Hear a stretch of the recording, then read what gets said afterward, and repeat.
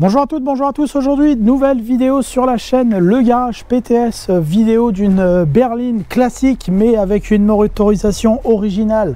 S'il en est, la Volkswagen Passat B5. La Passat B5, c'est une berline traditionnelle qui s'est raréfiée en France aujourd'hui. On n'en voit quasiment plus alors que ça a été un énorme succès commercial pour la marque Volkswagen. Cette Passat B5 est associée à une mécanique plutôt prestigieuse, donc on est plutôt content de pouvoir présenter cette petite berline Youngtimer aujourd'hui. Et la motorisation, c'est écrit dessus, c'est une Passat VR5, donc un moteur 5 cylindres en V raccourci, le dérivé du fameux VR6 de la Golf que j'espère qu'on montrera un jour, soit sur une Golf, soit sur une Corrado, pour que on puisse l'apprécier d'autant plus. C'est un VR6 amputé d'un cylindre, hein, pour être un petit peu grossier dans sa définition mécanique. C'est un moteur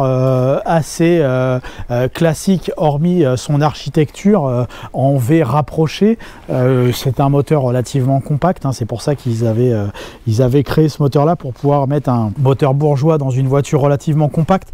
Et donc ils ont développé et continué l'idée avec ce moteur VR5 qui est un moteur de 2,3 litres 2 cylindrés, et qu'on va aller essayer dans quelques minutes sur la route pour voir et ses performances et son agrément de conduite, hein, puisque au-delà des performances, je pense que c'est surtout une affaire d'agrément de conduite qui va nous intéresser avec cette voiture. Et puis on va refaire un petit tour de Passat B5, hein. On avait déjà montré il y a quelques années une Passat B5 avec le moteur le plus petit disponible, 1,6 litre 4 cylindres 102 chevaux. Et là on va l'essayer avec l'un des moteurs les plus puissants possibles sur la gamme. Donc cette Passat B5, hein, première génération, c'est donc la berline familiale de chez Volkswagen, hein, avec des dimensions assez importantes. La Passat a toujours, ou quasiment toujours en tout cas depuis la fin des années 80, été une berline qui était plutôt grande dans la gamme, qui la mettait un peu à cheval entre des voitures. Alors chez PSA, chez Peugeot en tout cas, on avait à l'époque la 405 qui était en toute fin de carrière quand est sortie cette Passat, puisque en 1995 est arrivée la 406, et par rapport même à une 406, cette voiture faisait un peu plus grande, un peu plus statutaire. Par contre, par rapport à une 605, une 607, une Safran, etc., voire même une Audi A6, la voiture était moins statutaire, un peu moins grande. Donc ils avaient positionné, et je crois qu'ils avaient volontairement positionné leur Passat entre les deux pour faire une voiture d'un point de vue tarifaire assez concurrentielle vis-à-vis d'une 406, et très concurrentielle vis-à-vis d'une 605, 607 en fonction des années. Et ils avaient par contre une qualité mécanique, on va dire, qui était évidemment plus proche de ce que faisait la 405, 406, et c'était également le cas pour la précédente génération de Passat, la B4, qui était un peu à cheval aussi entre les deux, et on avait des voitures qui étaient un peu entre les deux, donc visiblement qui seront a priori assez à leur avantage d'un point de vue de l'espace à bord. Donc on va voir ça aussi dans quelques instants. Donc après cette Passat, en principe on se retourne pas tellement dessus, on se retournait déjà pas tellement dessus. À l'époque c'était un design qui était assez étrange, je trouve, parce qu'on avait un style qui était très conventionnel, très classique, mais en même temps qui faisait preuve d'une certaine modernité dans certains points, parce qu'on avait un style qui était assez pur et assez il n'y avait pas d'artifice supplémentaire. On avait une voiture qui était très passe-partout, mais en même temps très moderne, très sobre, et ce qui fait que quand c'est sorti dans les années 90, c'était extrêmement moderne comme dessin. C'était un peu dans le même style que la TT, alors, qui était beaucoup plus sportive et finalement peut-être un peu plus soignée dans son dessin, mais le style de la TT était un style très sobre, avec quasiment aucun artifice esthétique sur la voiture. Finalement, je préférais ces styles-là, parce que aujourd'hui, les voitures avec les fausses canules d'échappement, les espèces d'aération sur les ailes, ou je sais pas quoi, enfin tout ce qu'on peut inventer, des espèces d'ailes bodybuildées pour rien, parce que les voitures servent à rien, et là il n'y a aucun artifice, on est sur un dessin extrêmement simple, il n'y a quasiment rien qui dépasse de la carrosserie.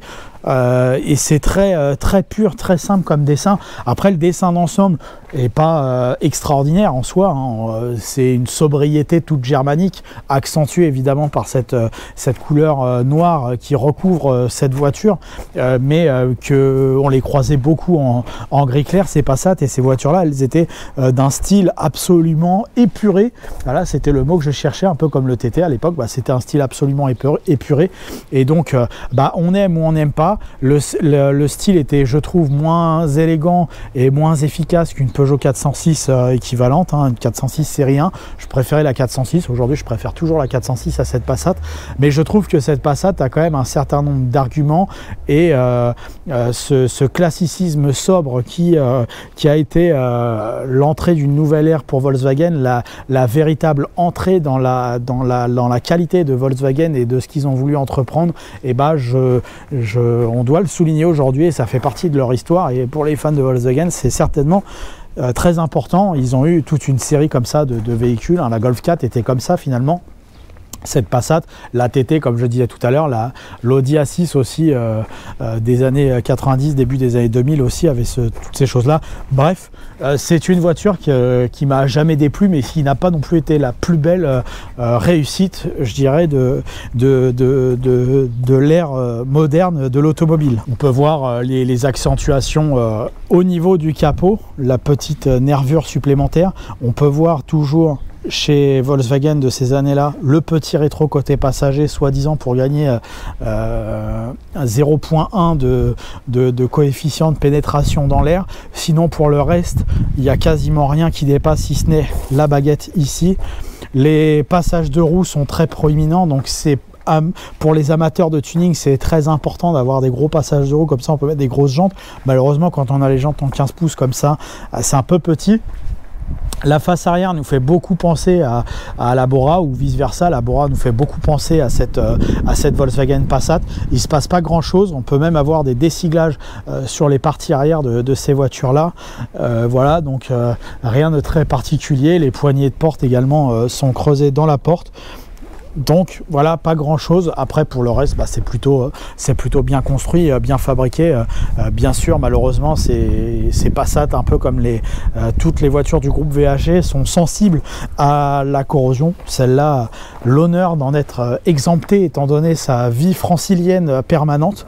Donc bon, c'est pour ça aussi qu'on est content de pouvoir la présenter, parce que plutôt propre dans son ensemble, et en plus d'être relativement rare aujourd'hui sur le marché. Nombre de Passat de ces années-là avaient aussi les clignotants orange, donc sur ces parties-là, on pouvait avoir en option gratuite, je pense, les clignotants blancs à l'avant. Et après, à partir des phases 2, il y a eu quelques évolutions esthétiques. Moi, je préfère la Passat B5 phase 1 à la Passat B5 phase 2.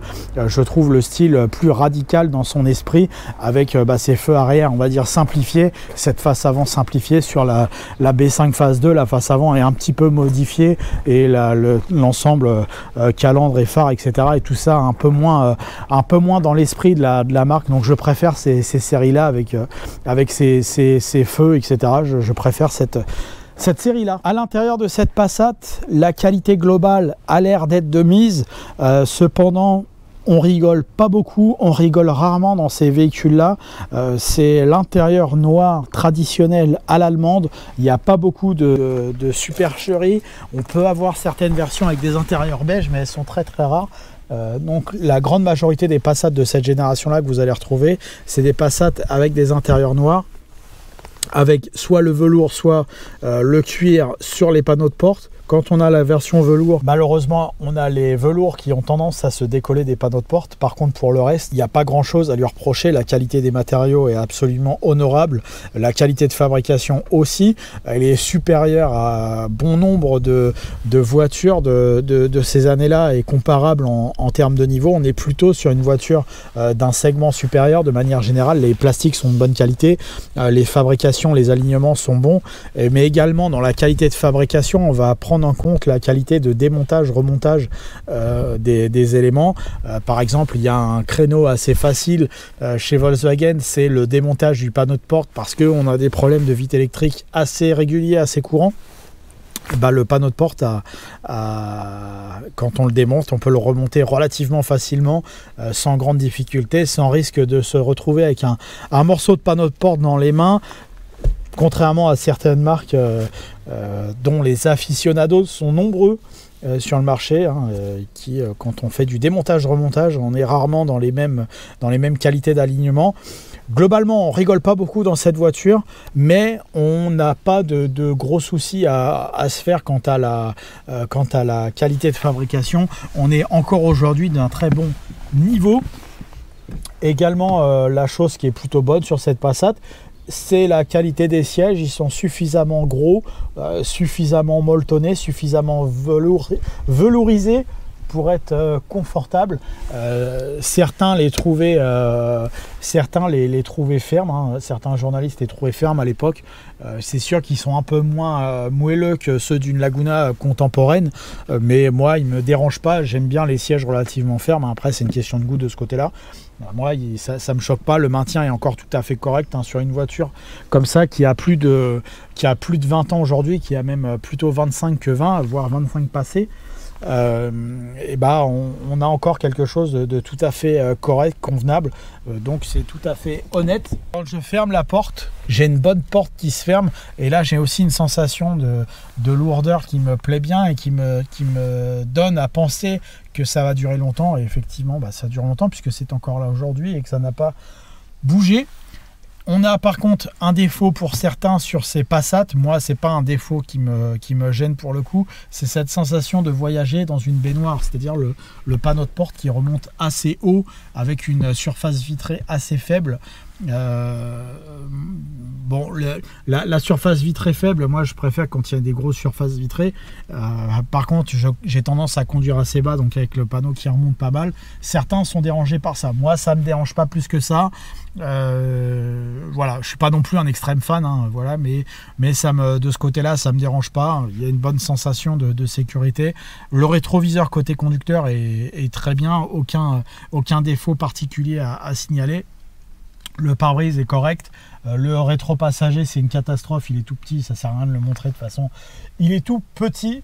Et la rétrovision à l'arrière également est de bonne qualité, avec un rétroviseur supplémentaire logique et un petit cache. Ça, c'est une petite attention ici qu'on a rarement, et pourtant c'est essentiel. Des fois on a le soleil qui se tape ici et c'est un peu chiant d'avoir ça. Après, pour le reste, c'est du classique VAG avec, si je retrouve la clé, un compteur très basique. Là, pour le coup, on n'a pas d'amour particulier pour Volkswagen de ce côté-là. C'est très basique, très fonctionnel, très lisible. De gauche à droite, le contour avec le MFA. MFA, c'est l'ordinateur de bord chez VAG. La jauge à carburant et puis la température d'eau au milieu. Le rappel de la boîte de vitesse au centre, puisque oui, c'est une automatique.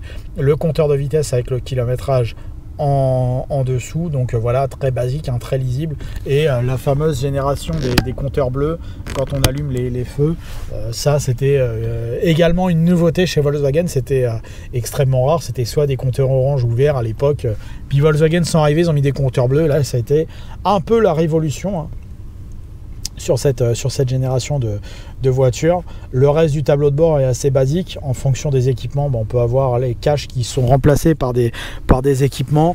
L'ergonomie est sans problème particulier sur ces voitures. Et en dessous, on va deviner un levier de vitesse pour boîte automatique. C'est une boîte ZF, les mêmes boîtes de vitesse que sur les BMW par exemple.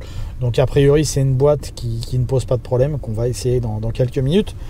Pour le reste, après, un accoudoir central optionnel sur cette voiture avec un petit rangement ici, en dessous également, boîte à gants qui ferme à clé, des panneaux de porte avec des rangements, des haut-parleurs, etc. Enfin, rien de très exceptionnel sur cette Passat. C'est une finition confort, donc c'est une finition plutôt correcte sur cette voiture. Il y a une finition Karat qui est la finition supérieure qui, elle, nous offre généralement l'agrément du cuir Là, celle-ci, la version confort, c'est la version la plus classique et la plus vendue à l'époque, hein, sans aucun problème de ce côté-là. Après, pour la position de conduite, aucune difficulté à trouver sa position. Le siège se règle dans tous les sens, le volant également. On peut descendre très bas le siège si on veut. Moi, je veux. Le genou ne pose aucun problème. On peut faire des kilomètres, je pense, avec cette voiture sans aucune difficulté. Le siège revient bien quasiment à l'arrière de mon genou, pas jusqu'au bout, mais quasiment. Donc c'est plutôt bien de ce côté-là. Je pense qu'on peut faire des kilomètres. Le genou est OK. Donc, rien d'alarmant de ce côté-là. Avant de passer à l'arrière, nous allons ouvrir la vitre par le moyen de ce petit bouton pour déterminer et comprendre que la vitre à la forme arrondie nous pose un problème pour avoir une ouverture totale. Peut être, alors c'est pas la pire, mais bon, on a quand même une ouverture assez limitée de cette voiture malgré la porte qui est assez grande. Et également, ce qui peut nous poser problème à l'accès à bord de cette Passat, c'est avant même la génération des Passat CC, on a un toit qui est assez rond, assez incurvé, et ce qui fait qu'il faut malgré tout quand même assez se baisser pour accéder à l'arrière de cette voiture. Par contre, une fois qu'on est à l'arrière, j'ai une place dans cette bagnole. C'est une limousine, hein. Très franchement, on est là, franchement, il me reste, j'en sais rien, au moins plus de 10 cm avant que mon genou touche le dossier arrière. Donc franchement, je n'ai rien à reprocher de ce côté-là. J'ai le petit bouton de vitre électrique, j'ai un petit haut-parleur, j'ai également un haut-parleur en bas, donc j'ai un double haut-parleur si je veux. À l'arrière, j'ai une poignée, j'ai par contre pas de rangement. J'ai un porte-gobelet, ça c'était assez rare à l'époque. Voilà, qui ressort ici comme ça. Il n'y avait pas souvent ce genre de petites attentions. Ici, encore un petit cendrier, des petites aumônières au dos des sièges.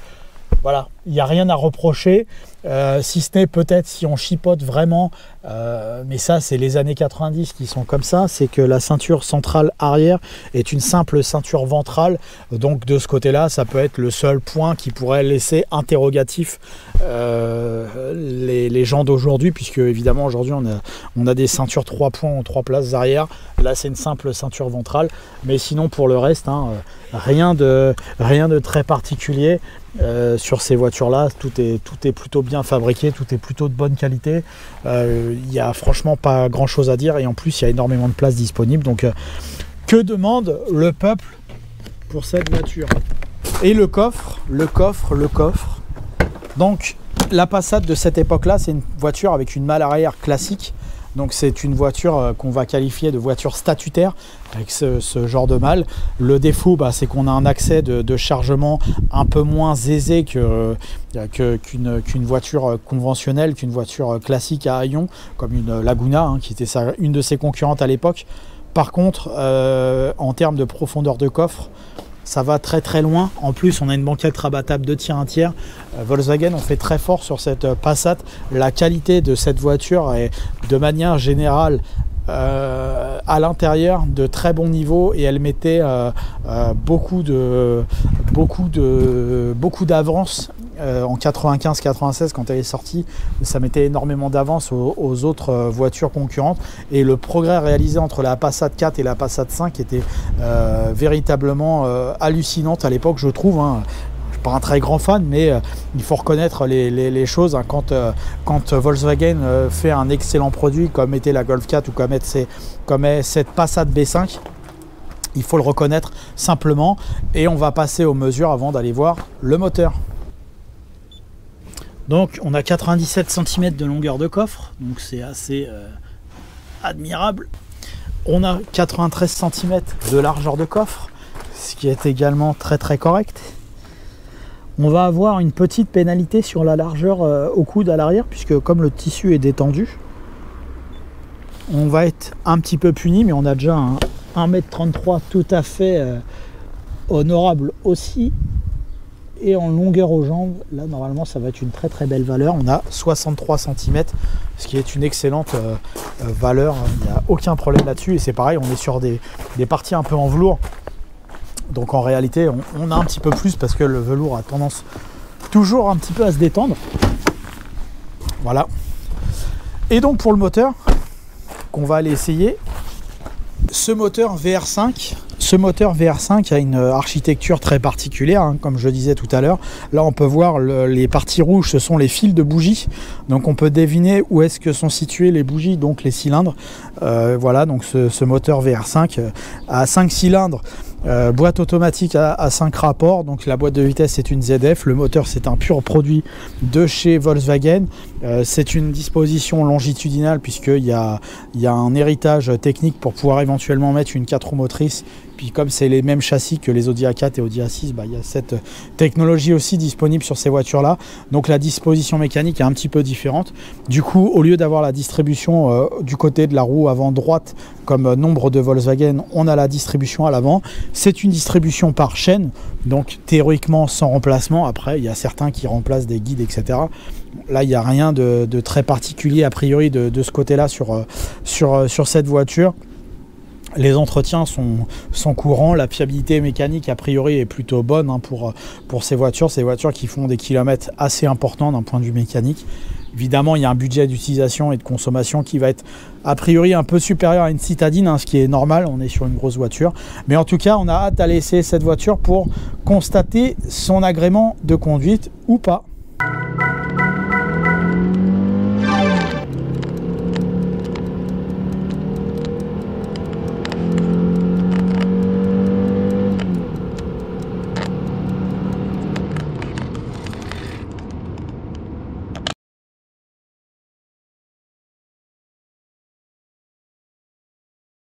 Nous voici donc au volant de la Passat VR5 Tiptronic de 1998, finition confort.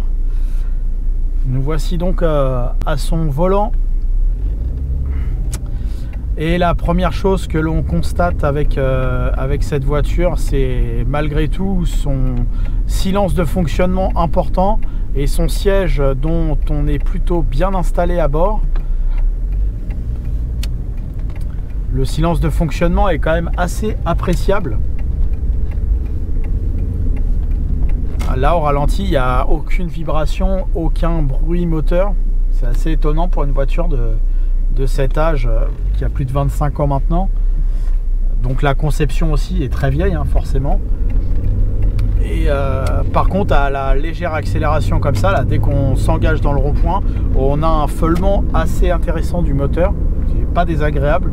On sent que c'est nettement plus rond et intéressant qu'un moteur 4 cylindres de 2 litres, par exemple, ou même des 4 cylindres. Des fois, on a des 4 cylindres avec des cylindrées relativement importantes comme ce moteur, hein, avec 4 cylindres de 2 litres 2. On sent que là, c'est plus rond.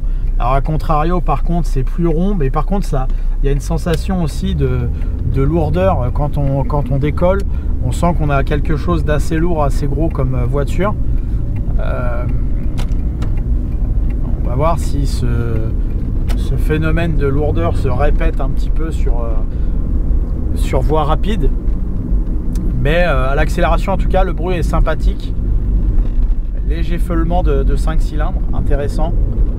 On va essayer de procéder à son exercice d'accélération.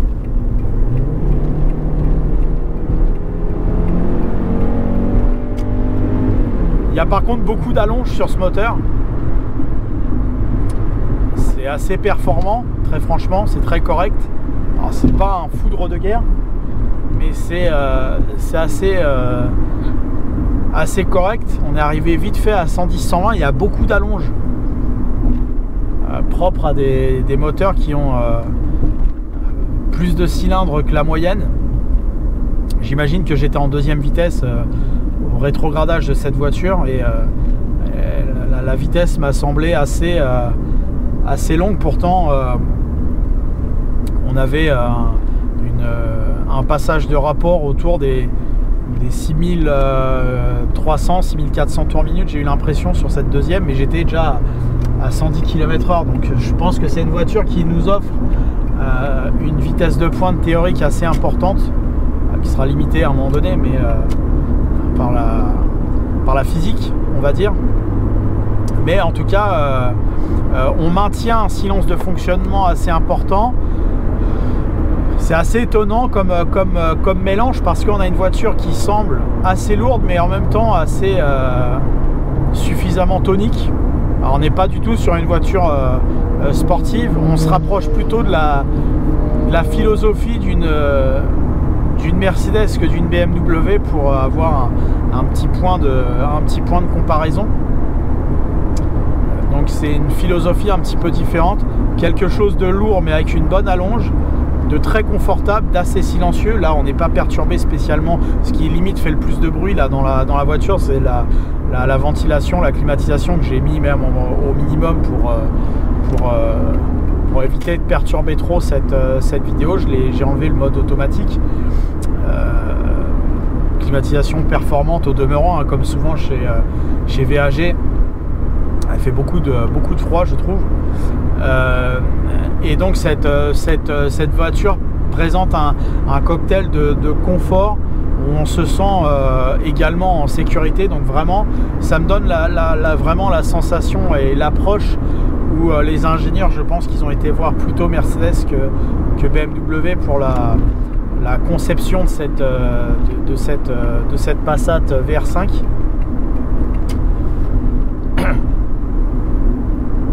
Donc on n'a pas du tout une voiture sportive. Là à l'instant T, j'ai pas moi fait le chronomètre, j'ai pas mesuré, j'ai rien fait de tout ça, vous l'avez déjà vu. Je sais pas comment elle se place en termes de performance pour une berline de 150 chevaux. Et j'ai du mal à m'exprimer. J'ai l'impression qu'elle marche plutôt bien, mais sans être non plus hyper performante. Autre point qui entache le côté sportif et du coup qui donne raison sur le fait que c'est une voiture extrêmement confortable et pas ou très peu intéressante du point de vue sportif, c'est la tenue de route. On a une tenue de route très prévenante, très, comme j'ai déjà expliqué chez Volkswagen, très internationale, avec une voiture vraiment faite pour tout le monde. Un peu de roulis, un peu de sous-virage. Voilà, là je prends ce rond-point en grande quiétude, en grande sécurité, mais sans plaisir particulier, je dirais. Sans qu'il n'y a pas une goutte de sportivité là-dedans. Et comme je l'ai déjà expliqué, on est là pour faire plaisir à l'Asie, à l'Amérique, à l'Europe, à l'Afrique, enfin au monde entier. Et du coup, le caractère est assez gommé dans cette voiture. Heureusement d'ailleurs qu'il y a ce moteur qui offre un goût particulier pour donner un petit peu de caractère à cette voiture, parce que sinon c'est vrai que comme très souvent on est sur des voitures qui après seraient assez anonymes. Qui ne veut pas dire que c'est une mauvaise voiture, mais c'est d'un très grand classique. Après, pour le reste, on continue d'apprécier malgré tout les grandes qualités des Volkswagen de ces années-là, c'est-à-dire une qualité de fabrication au-dessus de tout soupçon. Ils ont vraiment été très très haut à ce niveau-là, à cette époque-là. Ils ont redescendu d'ailleurs après, hein, un petit peu, parce que la Golf 4 était dans la même mouvance avec une qualité de fabrication de très haut niveau.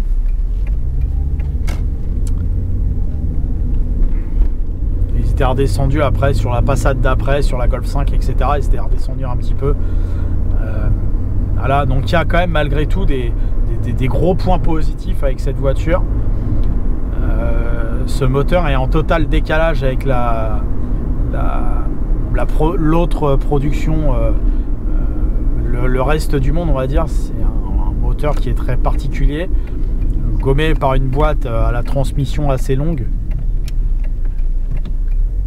et qui a malheureusement non plus pas pour avantage de favoriser la consommation de carburant, puisque on est sur une consommation de carburant qui est extrêmement large dans son échelle. J'ai réussi à faire plus ou moins deux extrêmes avec cette voiture. J'ai été à 7 litres au 100 pour le plus bas avec une conduite très coulée sur départemental et sur un parcours relativement long, plus de 80 km quoi, grosso modo. J'ai réussi à être autour de 7 litres au 100, donc à mon avis c'est difficile de faire en dessous avec cette voiture. Puis je suis monté relativement haut à plus de 13 litres avec une circulation qu'on va qualifier de très parisienne, avec beaucoup de bouchons et beaucoup de villes. Donc là on est sur les deux extrêmes, ce qui est même important, c'est pas relativement important. Les moteurs Volkswagen Essence sont généralement consommateurs de carburant. Ce VR5 ne fait pas exception à la règle, et faut savoir qu'il y a un budget carburant assez important avec cette voiture. Une BMW fait beaucoup mieux de ce côté-là, une Honda aussi, hein, je prenais l'exemple tout à l'heure. On a bien meilleur ratio de ce côté-là, et on est un peu comme chez Mercedes de ce côté, puisque Mercedes non plus en essence n'est pas un modèle de sobriété, donc ils ont copié beaucoup de choses chez eux, les avantages et les inconvénients. Donc il faut prendre cette voiture pour ce qu'elle est, une très bonne voiture, une très bonne autoroutière, très fiable, avec énormément de qualité, de confort de fabrication, avec un petit peu un assaisonnement sel-poivre un peu plus, puisque on a ce moteur qui nous offre des agréments supplémentaires. Donc on a une bonne voiture, c'est plutôt une bonne surprise parce que c'est évidemment un produit qui est extrêmement rare sur le marché aujourd'hui. Moi pour ma part c'est la première que j'arrive à acheter en 20 ans d'automobile derrière moi, 20 ans professionnel on va dire. J'en avais jamais eu d'autres et jamais eu la possibilité d'en avoir d'autres, j'en aurais peut-être plus, donc c'est pour moi une bonne surprise d'avoir pu m'offrir cette voiture et de pouvoir derrière ça la proposer à la vente, en tout cas à l'instant. Si vous voyez la vidéo dans quelques temps, elle sera sûrement plus dispo. Et il faut aussi profiter peut-être de ces derniers moments de voitures décalées comme ça, parce que c'est pas des produits dont je pense qu'on va continuer à fabriquer aujourd'hui. C'est totalement en décalage, et en plus aujourd'hui c'est au plus bas en termes de cote, hein. C'est une voiture qui valent quasiment rien aujourd'hui, donc il faut savoir saisir sa chance, je dirais. Et voilà, c'est un produit qui plaira énormément aux gens de chez Volkswagen, aux gens qui ont l'habitude des Audi aussi. Ça va leur faire plaisir, ça va leur plaire. Les propriétaires de Mercedes seront très friands de cette voiture. Par contre, peut-être que les amateurs de BMW et de Honda resteraient un petit peu sur leur faim, parce que voiture très confortable. Donc bon, c'est malgré tout un bon cocktail et un bon choix si aujourd'hui vous voulez vous faire plaisir avec ça. Voilà, merci à vous d'avoir suivi cette nouvelle vidéo sur la chaîne Le Garage PTS. Merci encore pour votre fidélité. N'hésitez pas à vous abonner, à aimer, à commenter Le Garage PTS sur Facebook, YouTube et Instagram. Merci à vous, à bientôt.